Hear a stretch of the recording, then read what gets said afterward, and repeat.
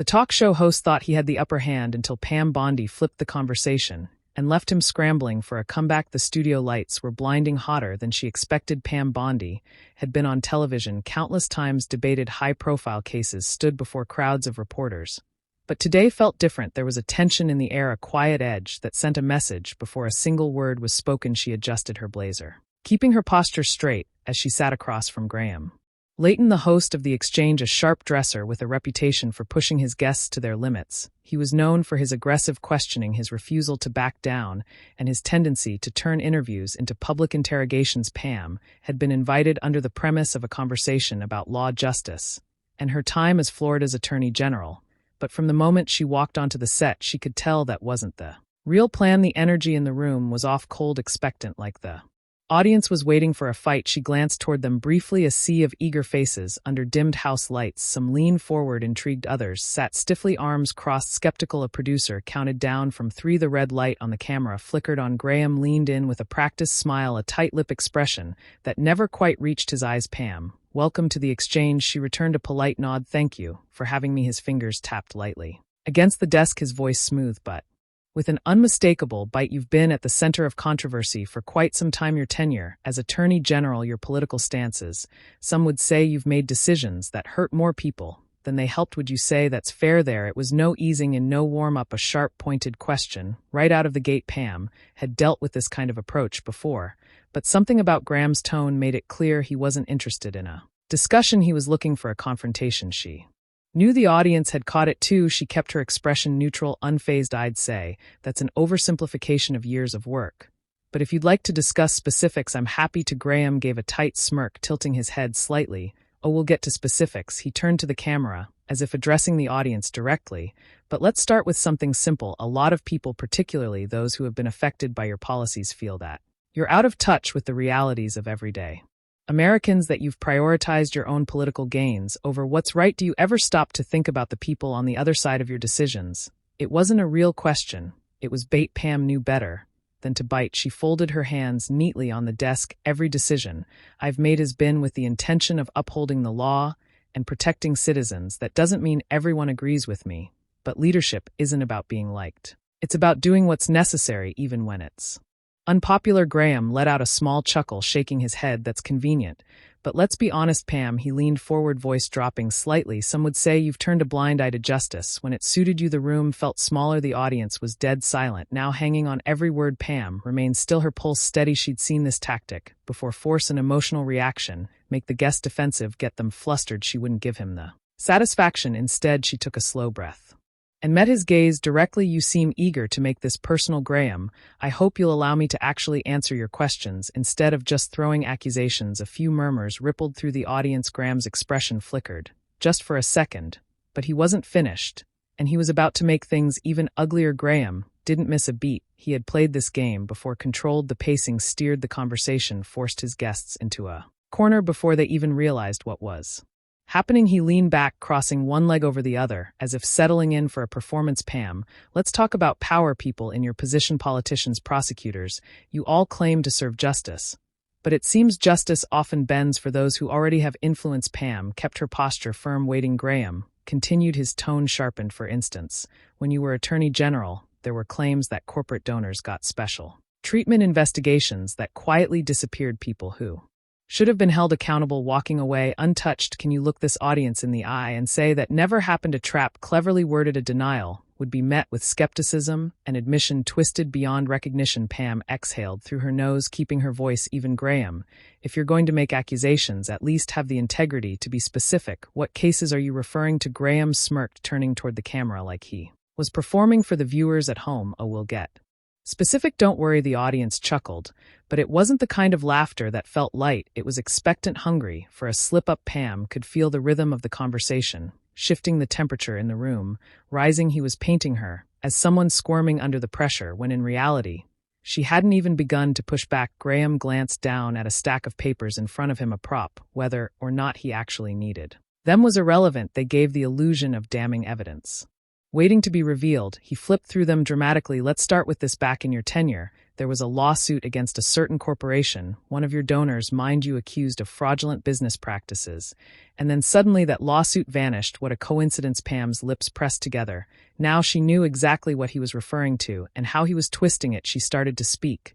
But Graham cut her off. Tell me, Pam, why should the American people believe that people like you don't just protect the wealthy while the rest of us get left behind? That landed like a punch. The audience murmured. Pam felt it immediately. This was the moment. He had been waiting for a loaded question designed to make her defensive, to force her into a sound bite he could use against her. She could see it in his eyes. He thought he had her, but he underestimated her. Pam inhaled slowly, letting the silence hang in the air just long enough to make him uncomfortable. Then she leaned forward slightly. You No, Graham, it's interesting how you frame things. He blinked just barely, but she caught it. You present this case like it's some scandal, when in reality it was fully investigated. And the claims didn't hold up. No cover-up, no backroom deals, just the legal process playing out as it should. But that wouldn't make for a very exciting headline, would it? The audience shifted. She could hear whispers. The wait in the room had started to shift, but Graham wasn't done. He never expected a guest to roll over, and he knew how to keep pressing. So you're saying money never influenced any of your decisions? Pam met his stare. I'm saying facts did.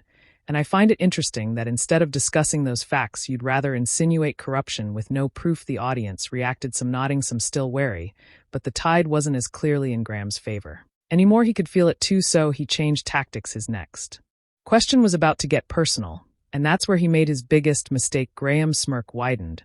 He could feel the moment slipping, the weight of the conversation tilting against him. And he wasn't about to let that happen. If the political angle wasn't enough to rattle Pam, he had another card to play. He shifted in his seat, his voice taking on a more casual, almost amused tone. Let's put politics aside for a moment. Let's talk about character. Pam didn't react. She knew where this was going. Graham tilted his head slightly. You've built a reputation as a tough prosecutor, a woman who stands by her principles. But what happens when those principles only seem to apply when it's convenient? The audience tensed. He continued, his voice dripping with feigned curiosity. You talk about justice, about the law being fair. But do you remember the protests outside that movie theater in Tampa? Because a lot of people do. A shift in the room. Pam knew exactly what he was referring to. It had been a hot summer evening. She had gone to see a documentary, nothing political, nothing controversial. But outside the theater, a group of protesters had been waiting. They shouted insults, called her a disgrace, accused her of ignoring their concerns. And then as she walked past them, someone spat at her. It had been caught on camera, circulated for days. Some had called it justified outrage, others had called it assault. Pam's jaw tightened slightly, but she kept her voice controlled. Yes, I remember. Graham leaned in. People were angry. Some of them had lost everything because of policies you defended, and instead of engaging, you walked away. Some would say that's cowardly. Murmurs rippled through the audience. Pam felt a familiar frustration creeping in. He wasn't interested in the truth, just the most scandalous version of it. She exhaled slowly. Let's be clear, Graham, you're talking about a situation where I was harassed in public, where I was physically assaulted. Are you suggesting I should have stood there and taken it? Graham raised an eyebrow, his expression unreadable. Pam continued, her voice sharper now. Because if you are, I'd love to hear you say it plainly. Let's not dance around it. Let's hear you defend mob intimidation on national television. Silence. For the first time, Graham hesitated. The audience was no longer just watching a guest on the defensive. They were seeing a host who had just been called out. He shifted slightly, but quickly recovered. I'm saying that when people are desperate, they do desperate things, and when leaders refuse to engage with them, they feel abandoned. Pam didn't break eye contact. Desperation doesn't justify violence. Would you say the same if that had been someone else in my position, if it had been a journalist or a politician you agree with? Or do different rules apply depending on the target? More murmurs. Graham exhaled through his nose, clearly irritated now. So you're playing the victim? Pam leaned back slightly. I don't have to. The footage speaks for itself, but if you'd like to have a conversation about the real issues instead of twisting events for drama, I'm happy to. A beat of silence. Graham shifted, flipping a page in his notes. But the energy in the room had changed. Pam wasn't just pushing back, she was taking control. But Graham wasn't about to let that stand. And so he made his second mistake. Graham inhaled, sharply glancing down at his notes, as if recalibrating. The cracks in his confidence were subtle, but they were there. He wasn't used to losing control of an interview. Pam, on the other hand, was steady, watching, waiting, and ready. But Graham wasn't giving up. If a personal attack hadn't shaken her, he'd go for something bigger. He set his papers down, laced his fingers together. and fixed Pam with a look that was almost pitying. All right, let's be honest here, Pam.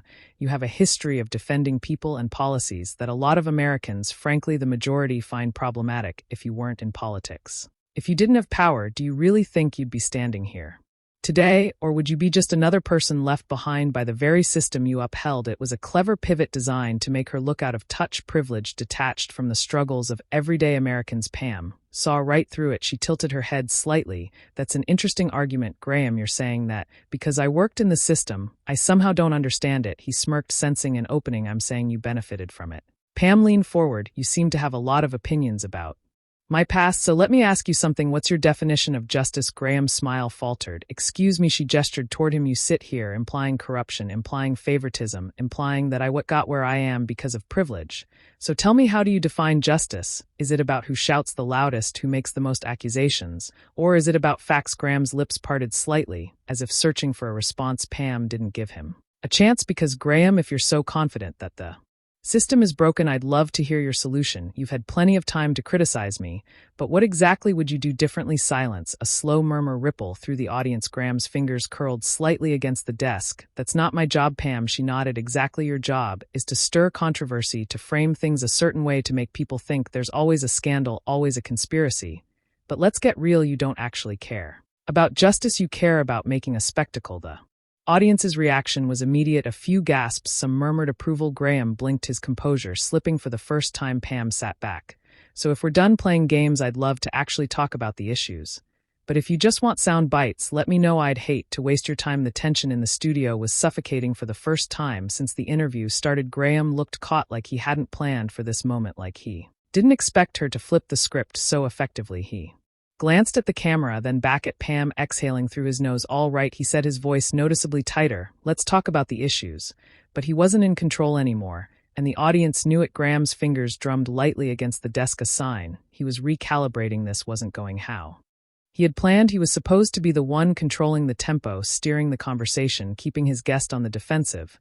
But somehow Pam had turned the tide, and now the weight of the room wasn't on his side. He forced to smile, though it was noticeably tighter than before. All right, Pam, you want to talk about facts? Let's talk about facts. Pam nodded, waiting. Graham flipped through his notes again, though the gesture felt more like a stall tactic than a necessary step. You've been in the legal world for years, prosecutor, attorney general, consultant, a lot of power, a lot of influence. Yet somehow every time controversy arises, you manage to come out clean. Some people might find that suspicious. Pam raised an eyebrow. Are you accusing me of something? Graham spread his hands. I'm saying the average person doesn't have that luxury. When they get tangled up in the legal system, they don't walk away unscathed. Pam's expression didn't waver. The law isn't about luxury, Graham. It's about how well you understand it and how you navigate it. That applies to everyone, including me. Graham smirked again, but it was weaker this time. That's easy to say when you have the resources to fight back. Pam exhaled slowly. You're right, not everyone has the same resources.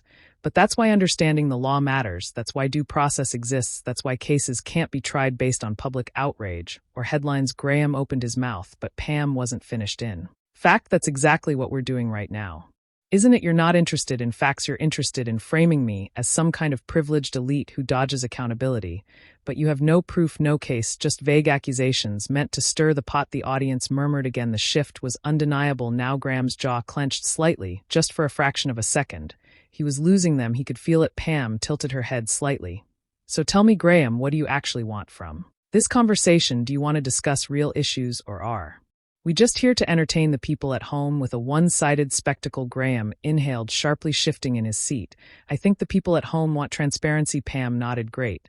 Then let's be transparent. Let's talk about why you keep interrupting me, why you frame things a certain way, why instead of discussing policy, you prefer to throw out accusations. Without evidence. More murmurs. Some audience members actually nodded. Now Pam continued, because Graham, if your goal was to have a real discussion, you wouldn't be doing this. Graham forced to laugh. I'm just asking tough questions, Pam. She gave him a knowing smile. No, you're trying to make a headline. Silence. Graham glanced toward the producer, as if looking for an out, but there wasn't one. The room was no longer hanging on his words, it was hanging on hers.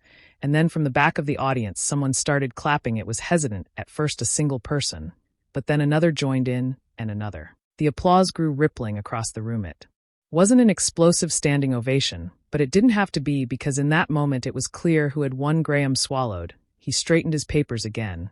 But it was just to keep his hands busy. The interview wasn't over yet, but it might as well have been. Pam Bondi had just turned the tables, and everyone in the room knew it. Graham cleared his throat, forcing a tight-lipped smile, as the applause finally died down. His grip on the conversation had slipped through his fingers, and now there was no getting it back. Pam sat still, composed. She wasn't gloating, she wasn't smirking. She had made her point, and the audience had seen it for themselves. Graham tried to salvage what was left. Well, Pam, it seems you've certainly made an impression here today. She met his gaze. I tend to do that. A flicker of irritation crossed his face, but he covered it quickly. He knew he had to wrap things up without making it obvious that he had lost control. Well, he said, shifting his papers as if the interview had gone exactly as he planned. I think that's about all the time we have. I appreciate you coming on and giving your perspective. Pam nodded. I appreciate the opportunity. Next time, maybe we can have an actual discussion instead of a performance. The audience chuckled. Graham gave a strange smile, but didn't respond. He turned to the camera, his voice slightly tighter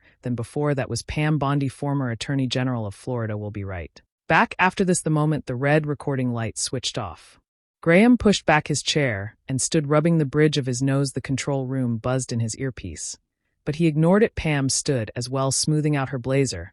She turned to Graham, her tone polite but firm. If you ever decide you actually want a real conversation, let me know. You let out a quiet scarf. I ask the questions that people want answered. Pam gave a small smile. No, you ask the questions that get clicks. And with that she turned and walked off. Set the second she stepped into the hallway, she was met with a flood of messages on her phone. Notifications blew up: Twitter, Facebook, news alerts. She tapped on a trending topic, hashtag Pam Bondi. Unfiltered clips of the interview had already hit social media. People were dissecting every moment. Her pushback, Graham's struggle to recover, the audience's shift in energy. Some called it a takedown, others called it the rare moment when a guest refused to be steamrolled by a hostile interviewer. She scrolled past a few tweets. I don't care what you think of Pam Bondi, this is how you handle a setup. Graham thought he had the upper hand until Pam Bondi flipped the script. That was brutal. This interview is a masterclass in staying calm under pressure. Watch and learn. There were critics too, of course, people twisting her words, trying to frame her as evasive, defensive. But the narrative was clear. She hadn't just survived the interview, she had owned it. As she stepped outside into the cool evening air, she took a deep breath. This was politics. This was media, and if there was one thing she had learned, it was that no matter how hard someone tries to control the conversation, the truth always finds its way through. Moments like these remind us why staying composed under pressure matters. When faced with hostility, it's easy to get defensive, easy to lose your temper. But strength isn't just about fighting back, it's about knowing how to fight back. Pam Bondi didn't win that interview by yelling or getting angry. She won by staying sharp, refusing to be baited, and making sure the audience saw exactly what was happening. It's a lesson for anyone watching. Stay calm, stay focused.